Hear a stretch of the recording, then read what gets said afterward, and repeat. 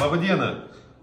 Pratestavome jūsų dėžutės ir, nežinau, mums nieks neplyšta, tuoj parodysiu, kaip jas reikia surinkti. Iš pradžių formuojam dugną. Svarbu, kad jis užsifiksuotų va taip, iki galo.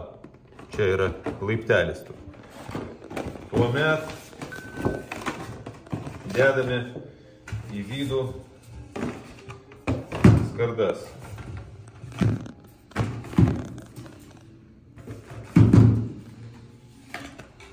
Šitą reikia užlenkti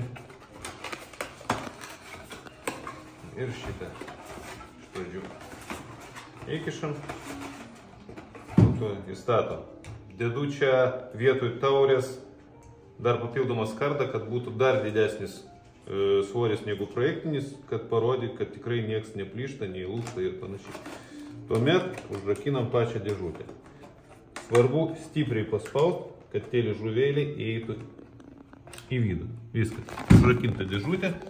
Reikia mano rankenėlės, kuri įsistato štai taip.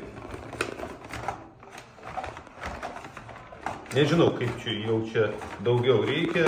Dugnas puikiai laiko, nieks niekur nepabėga. Jokių manipuliacijų nedarėm. Tai va.